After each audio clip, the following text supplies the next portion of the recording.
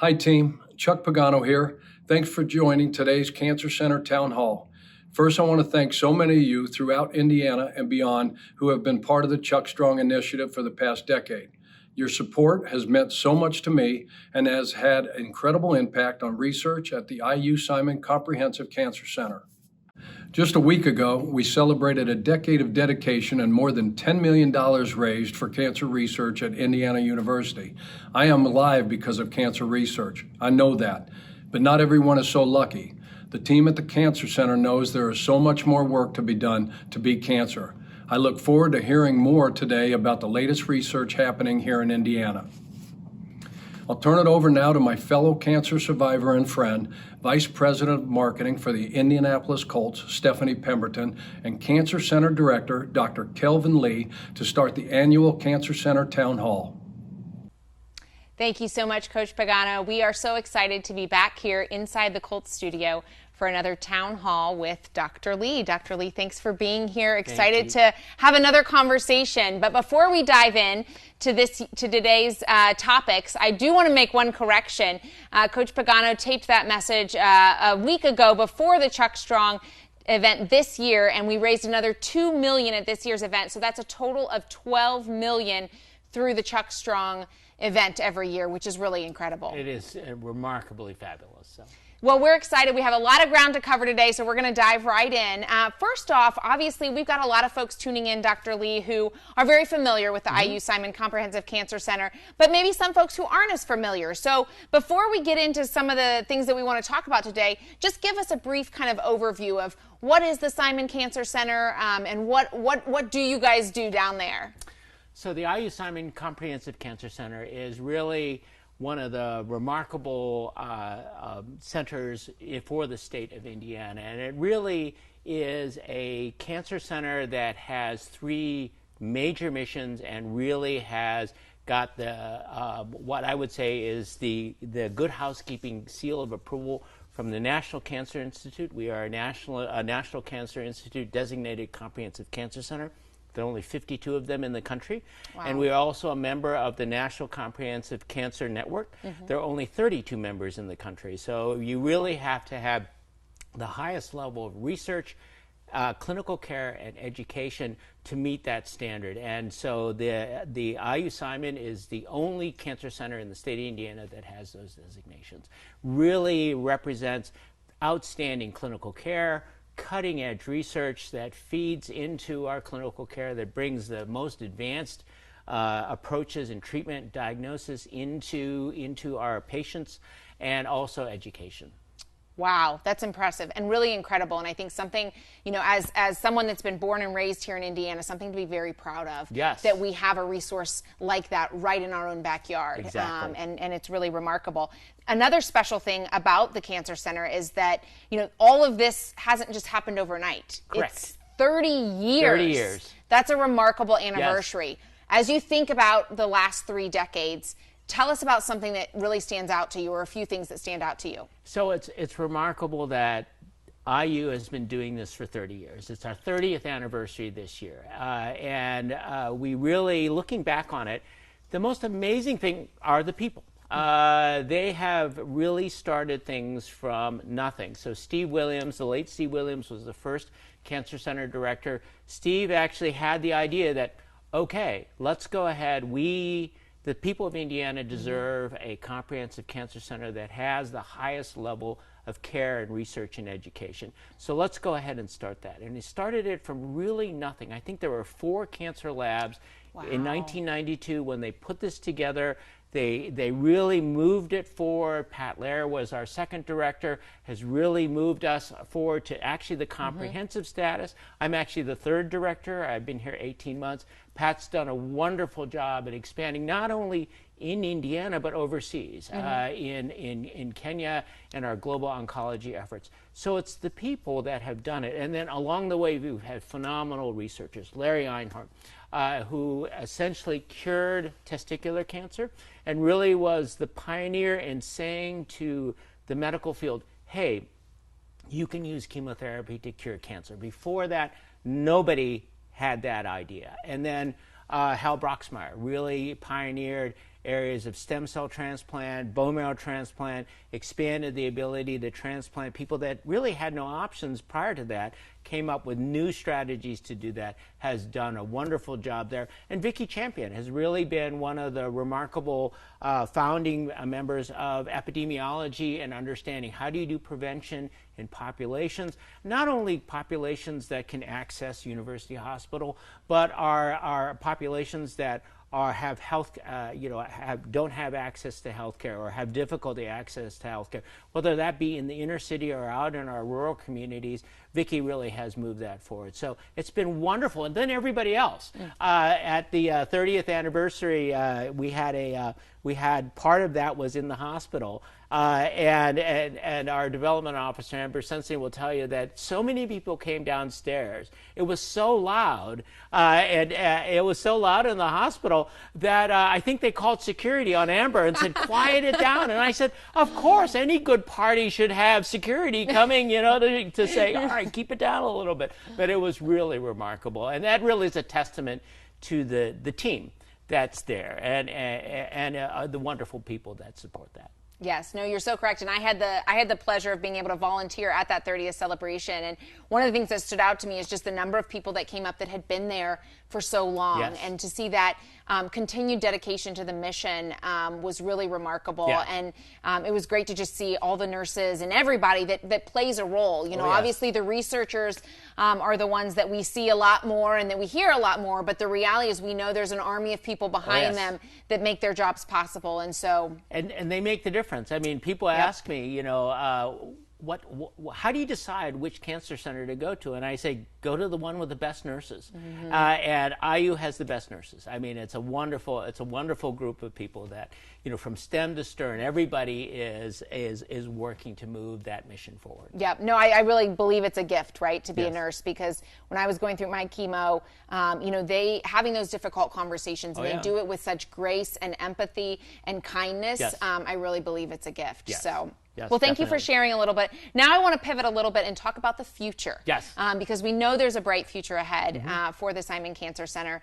And so there's 3 areas that specifically are a part of your strategic plan. Some big words, so you're going to have to help me understand and our audience understand a little bit more about what these mean. So Onco Immunology, Onco Technology, and Onco Everywhere. Right. So let's dive in and tell us about what these 3 words mean. So Onco Immunology. So Onco means cancer.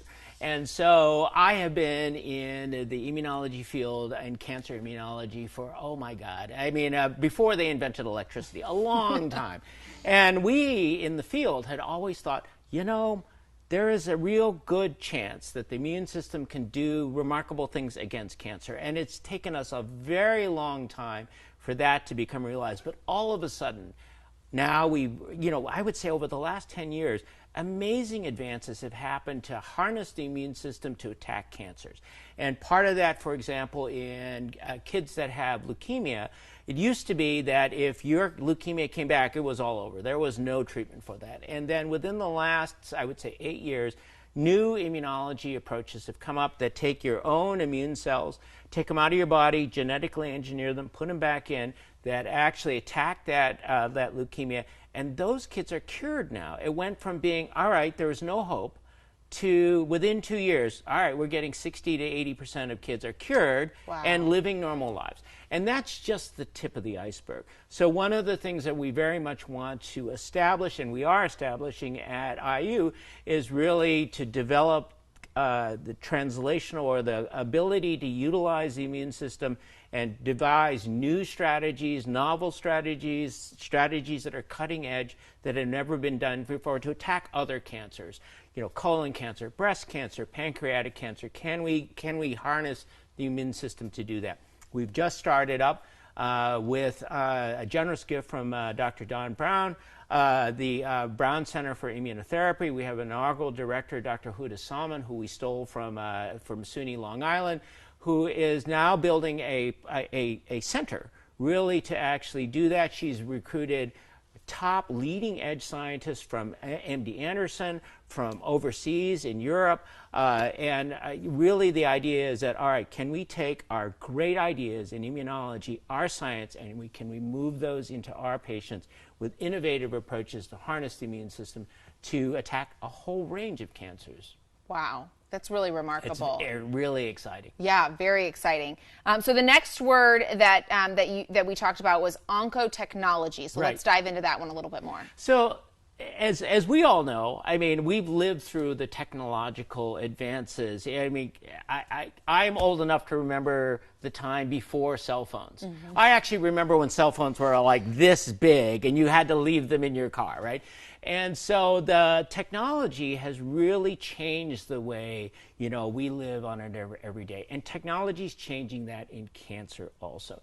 So, for example, artificial intelligence is now coming to the forefront. There are approaches now that say using artificial intelligence to read pathology slides, to read x-rays, to do it in such a rapid way that you can get your x-ray and then a minute later, the diagnosis will come out. There are technologies now, AIs, to actually take all that complicated genetic information that we get from a patient's tumor, from their breast cancer, from their colon cancer, take all those genes, all that information, and say, hey, there's a drug here that would target this gene. Maybe you didn't realize it, and maybe this drug is being used over for diabetes, but we think, the artificial intelligence says, hey, you should take a look at this drug for this patient. And that's one aspect. Other aspects include wearable technologies. So how do we sort of monitor patients so they don't have to come into clinic every week, have to drive downtown, get their blood drawn? Can we monitor them wearing wearable technology out where they live? And we're working very closely. We're developing collaborations with Purdue, a phenomenal engineering school, to ask the question, can we do those things? Can we build artificial organs? All those technological aspects going forward. Amazing, really incredible. And I think, even in sports, we talk a lot about technology and, how we improve the fan experience through technology and make it a more seamless experience for our fans. But the technology that you're talking about, to me, is just a whole nother level of complexity and really remarkable advancements that have been made over the past several years. I know even just, all the different scans, when I first got my diagnosis and all the different scans I had, and you walk into a room and there's these incredible machines that over time have evolved so much, and we've learned so much, and they can do so much more now. And to your point, that work really never stops. I mean, technology is just continuing to change and evolve so rapidly, and part of it, the challenge probably, is just keeping up with that rapid pace. Oh, yes, and it brings in, I would say 10 years ago, you never talked to an engineer, right? Now you have to. And in fact, as a researcher, you have to know how to program, right? Because you know all those things. And it's not only the big machines. I mean, 10 years ago, if you said, oh, nano robots, everybody would laugh at you. Now, that's being developed. I mean, so we have actually technology that is injectable, and so all those things are really, it's a very exciting time to be in the field.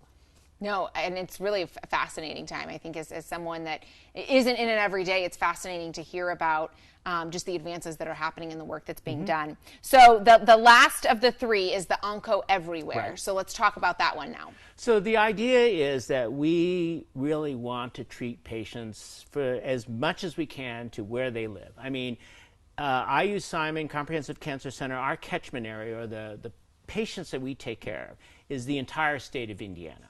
And we work very closely with our partner in RU Health to actually distribute care, distribute research, distribute our epidemiology and our public health efforts across the entire state.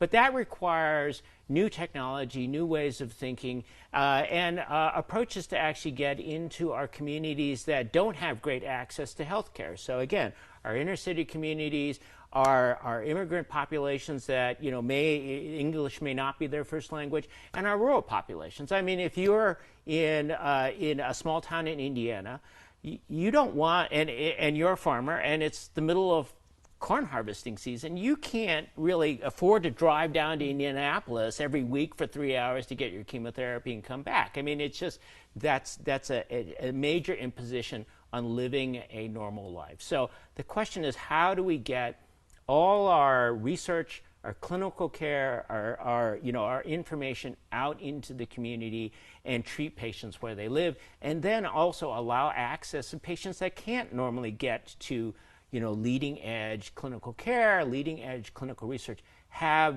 that research, that care come to them. And how do we do that in a thoughtful and thorough way?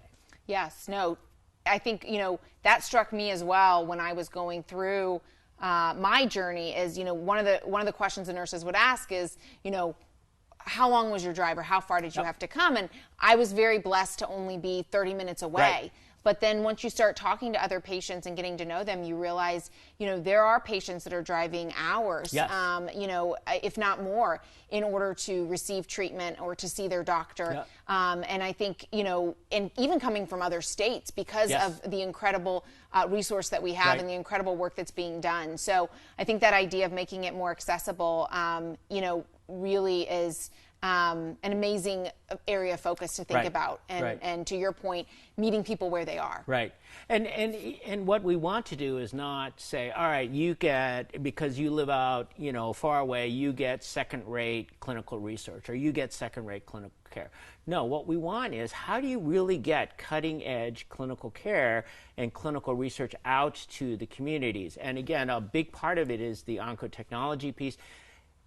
Perhaps one of the silver linings of COVID really was Zoom, mm-hmm. right? And the ability now to communicate with people at a distance and actually be able to take that platform, that technology, and now people are used to doing it, right? And say, all right, how can we do a diagnosis there? I was talking to Toby Meyer. Toby Meyer is a dermatologist. She actually works both at IU and at IU's global oncology effort in Eldoret, Kenya. Mm-hmm. And so she was talking about a new way that they're actually doing dermatologic diagnoses. So primary care physicians, there's an app on their phone in Kenya. Primary care physician can dictate a little note, say, this is this patient, this is what they have. Take a picture of the skin problem. Mm-hmm. It goes to a dermatologist in their main hospital who reads it there, types the diagnosis back, and says, all right, this needs to be done.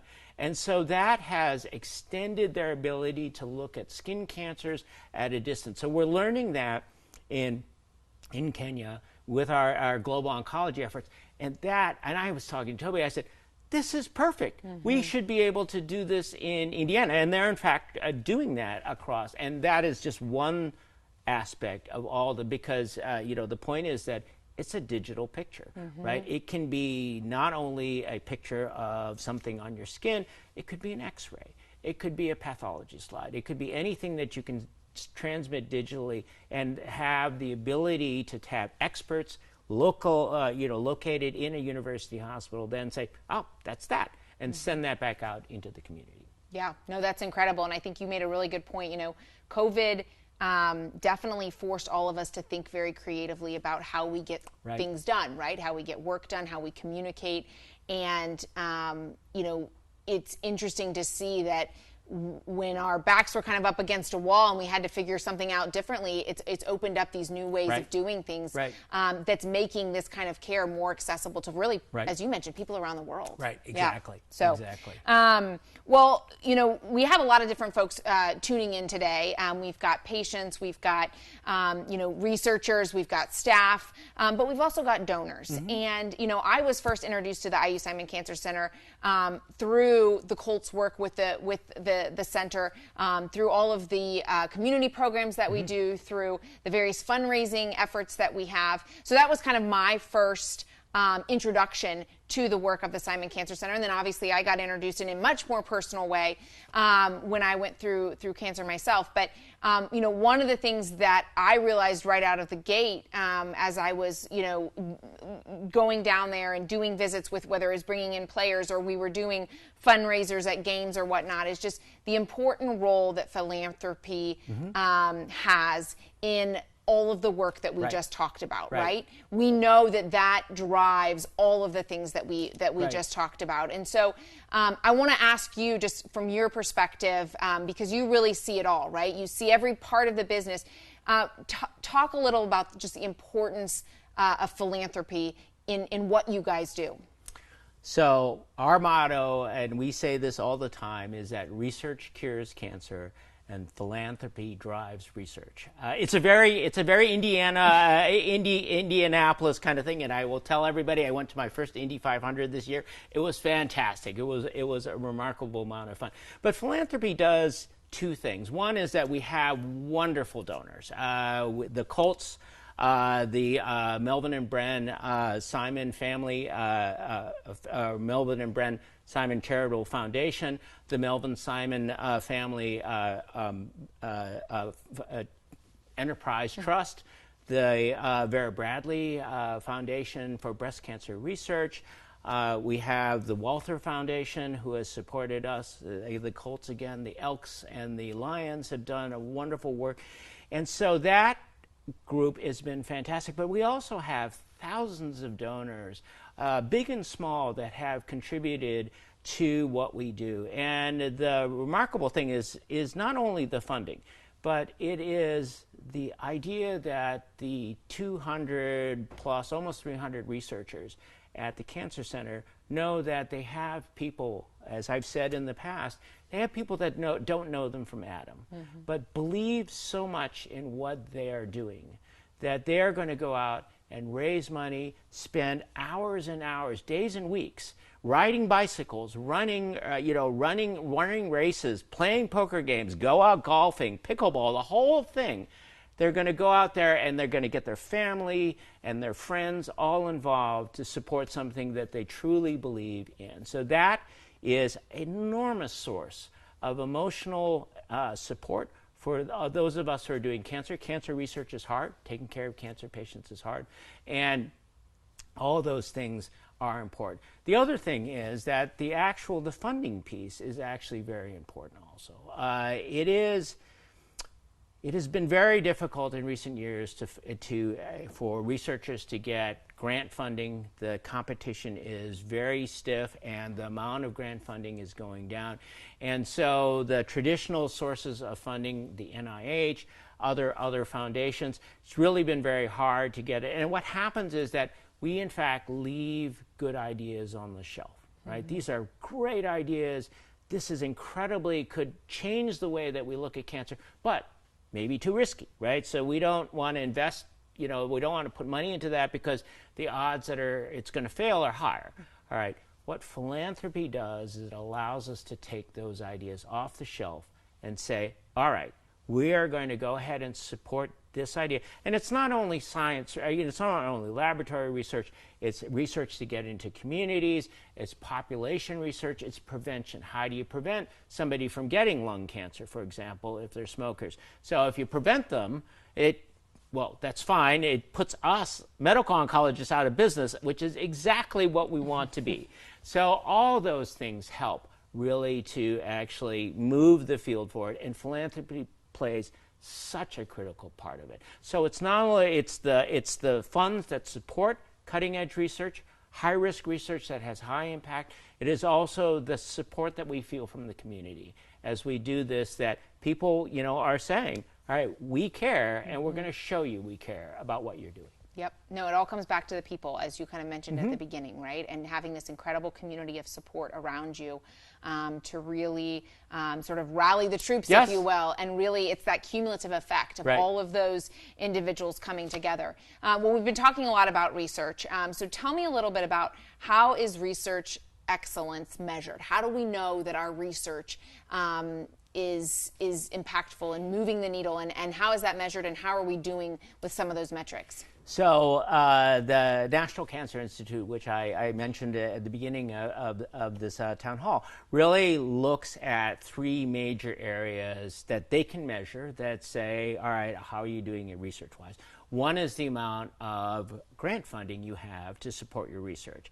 And I'm very happy to announce that IU Simon actually broke a record this year of $16 million in funding from the National Cancer Institute, about $56 million total, broke a record in the amount of grant funding that we've ever had. So that's one measure. Wow. The second measure is you have to actually report what you discovered, right? And that happens in papers and publications in scientific journals and other journals. And really what we're looking at are what we call high impact papers, papers that lots of people read and say, all right, this is something important. And that we've actually had over 500 papers, of which about 20% of them were high impact just this year. Wow. So that's a second measure. And really the third measure is clinical trials, because really we need to get our science into our patients, our cutting edge approaches into our patients, and opening up clinical trials that we have developed the science for, the reasons for. That's another measure, and we're doing extraordinarily well there also. That's wonderful to hear. Thank you for sharing that. So we're going to shift gears a little bit and take a question from the audience. So one of the questions that's come in is, the IBJ has reported about the new hospital downtown. So is the Simon Cancer Center moving, and if so, when? So the answer is yes. The new hospital is opening up in 2026, and the latest blueprints we've seen, oncology or cancer is an entire floor, and it's a huge building. It's an entire floor, and radiation oncology is on a separate floor, and we believe that they're connected through a dedicated elevator. So really, the cancer care is all moving into one place in the new hospital. That's remarkable and really exciting to think about and exciting to look forward to. So another question. So talk a little bit more about clinical trials and what role do they play in moving research forward? So when I started, again, before they invented electricity, right? It used to be that there would be some discovery in the laboratory, and it'd take it 10 years to get to a clinical trial, and it'd be another 10 years before that clinical trial developed a drug that now the FDA says, okay, you can give that to patients. So this is a long time ago. Nowadays, the pace of research is going so quickly that one of the immunotherapies that I work in multiple myeloma, that actually started out as a phase 1 clinical trial, which is the earliest clinical trial that you can do, and it's primarily designed to say, is this approach safe or not? Okay.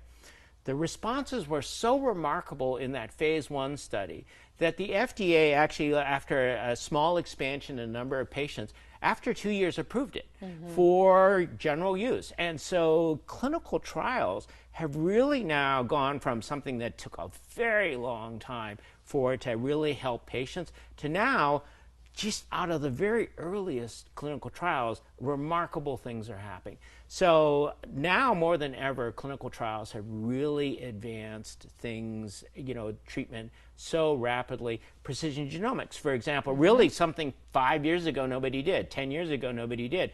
Now it is woven into the way that we care for patients, and with, again, advances in artificial intelligence, et cetera, our ability to now take that data and say, okay, this is a new way of doing things, a new way of treatment, become more and more prevalent and more rapid. Wow, that's really exciting. But I think even to think about, even as we've talked about, technology and how those timelines will even be more and more condensed, right? Yeah, exactly. As we move forward. So I had a friend of mine. He's actually a cancer center director in another state. He was telling the story.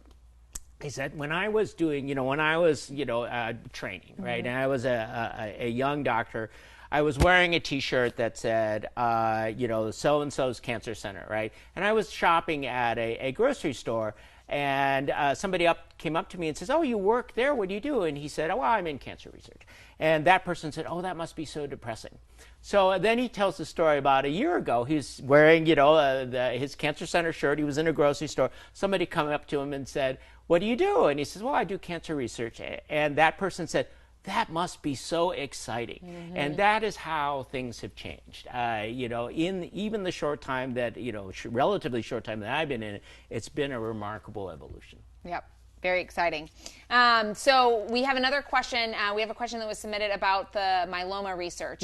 So there is a cancer center event coming up on September 24th that will be focused on that. So obviously we want to encourage people to tune into that to learn more. And the information on that is available at the IU Simon Cancer Center website, cancer.iu.edu/M4M for more details. So that's available at that website. Next question. What is translational research?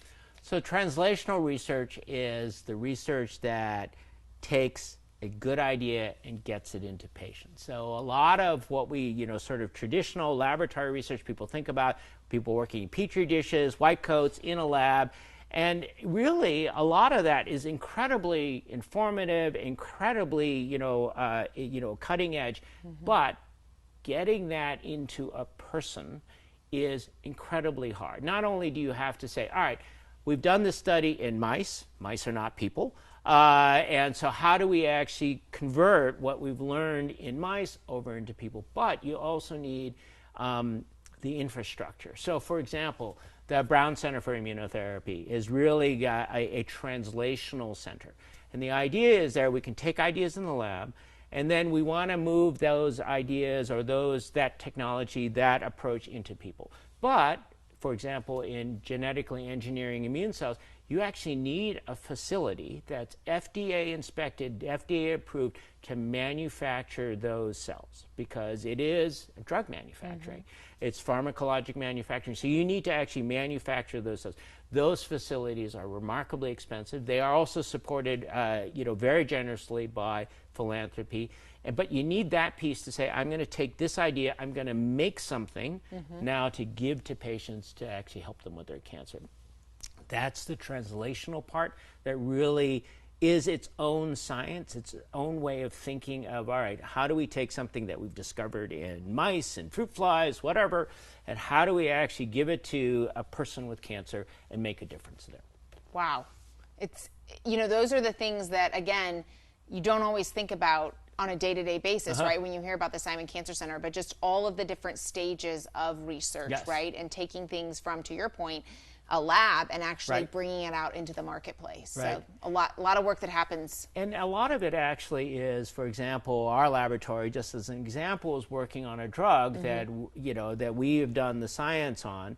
And we've decided that the best way to get this into patient is for us to do the drug development part and actually get it to the point where we're in collaboration with a very small company, but get to the point where we can actually give it to patients. So we've said, all right, we're not going to wait for somebody else to do this. We're going to do it because we have the ability, we have the infrastructure, platforms, and all the expertise to actually say, all right, we're going to do it, and move that into, move those into clinical trials. Very cool, very cool. So you've been here for 18 months. What would you say is the most important progress that you've made as the director of the center? So, me personally, I would say that the fact that I haven't been fired by the dean yet is good progress. I think really I can't really name one thing. I think the thing that's been the most remarkable thing is the way that the team has come together. Not that it had really not been together before, but really it's become even tighter and it's grown. And for example, part of the team is everybody that's listening today, that people are now interested in what we're doing, or more interested in what they're doing. They're more engaged. They're saying, how can we help? How can we move this forward? And we always say, well, you have, what you can do, but you can also tell your friends and family about what a real, I think it's a hidden jewel here in Indianapolis that is the Cancer Center. We're working very hard to make it unhidden. And so, but I think that that's part of really the most remarkable thing is how this group, this community, the Cancer Center, the hospital, IU Health, the larger community. I have to say that this is really one of the more wonderful communities I've had the opportunity to work in and live in, and it's only growing. Yep. No, and I share your sentiments there. Obviously, I'm a little partial because I am originally from here, but I think Indianapolis as a whole is a little bit of a hidden gem. Oh, yes. One that we're working also to make sure that it's not so hidden, but just some amazing people here. And, it's been such a pleasure to get to know you over the past 18 months. And, I can just say personally, just, getting to know you, we are very, very fortunate to have you here and to have your leadership here in Indianapolis. So as you think about the next 18 months, what would you say is the most important goal that you have?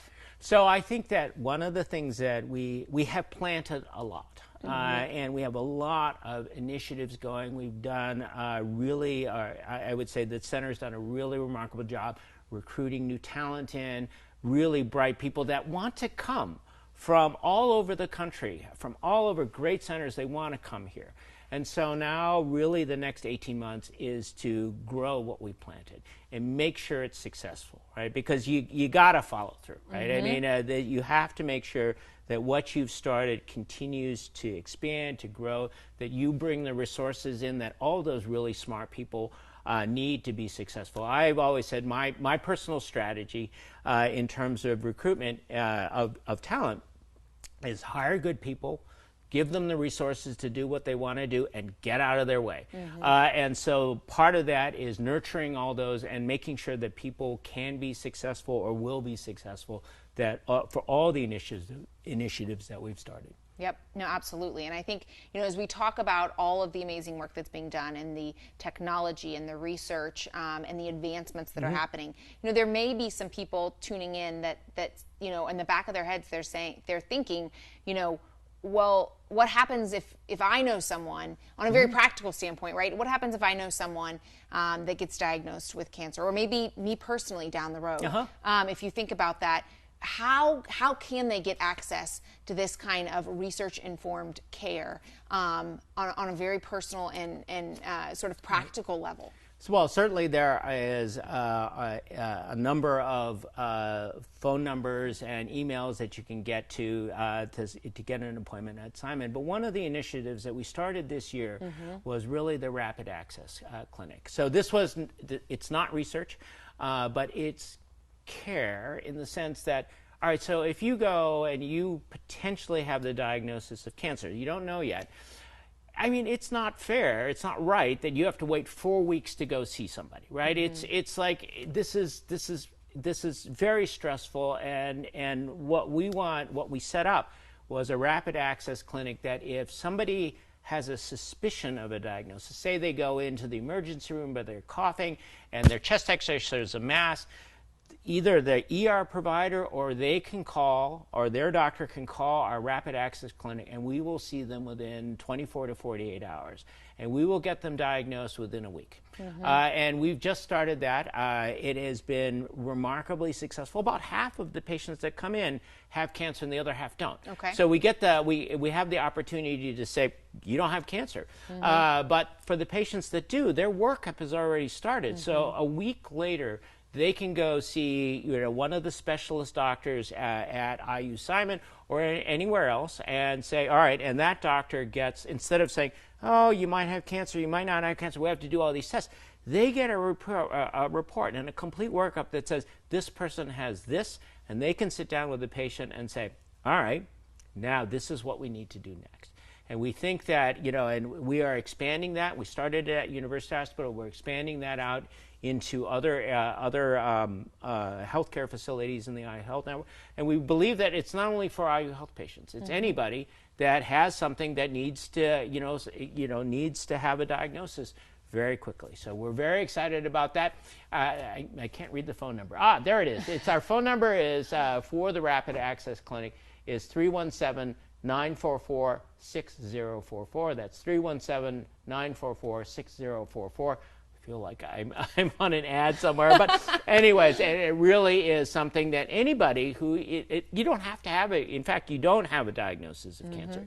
There's a suspicion of it. You can call the Rapid Access Clinic. We will see you, in 24, 48 hours. That's fantastic, because I know that is a very stressful period, finding the lump or the imaging or seeing something, right? But not knowing exactly what it is.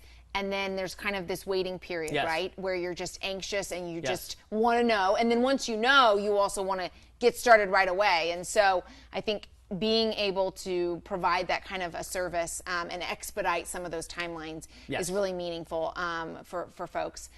So what is your favorite thing about being the director of a cancer center?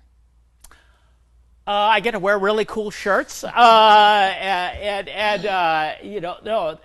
favorite thing is really just to see everything that everybody does. From from the ground up all the way to the top, and then interacting with all the people that really want to move cancer forward. I think that the motto for Indianapolis is the crossroads of America, right? And so the Cancer Center director is the crossroads of cancer. So lots of things that I don't really have any expertise in come through, and I say, well, that's a great idea, and this person is working on that also. So let me connect you guys, or you researchers, and have you go through it, or have somebody say, the Rapid Access Clinic. Somebody, who's down in the trenches said, this would be really great for our patients. And we said, that's a great idea. We should figure out how to do that. So it really is an opportunity to connect great ideas between people and connect them together. So that's been really, really the wonderful part of doing this. Very cool. Very cool. Well, you're very good at it. Thank you. Thank you. So tell us, we talked a lot about community and just the importance of community and having a community to support the Cancer Center. But then obviously you guys are also reaching back out in a lot of ways to the community. So tell us a little bit about the Cancer Center's community outreach. So we, in fact, have an Office of Community Outreach and Engagement. And the office, again, is looking across the entire state of Indiana. And the question is not only, so we have, the office works in both directions. One is that it takes what we do at the Cancer Center and goes out and talks to the community about that. So colon cancer screening, how do we do that? Breast cancer screening, lung cancer screening, how do we do that? And then how do we access, again, communities that don't normally get, healthcare access, don't have people, how do we do that? For example, there's an effort within the black barbershops to promote colon cancer screening. There's an effort out that actually Vicki Champion is doing to have in rural communities in Indiana.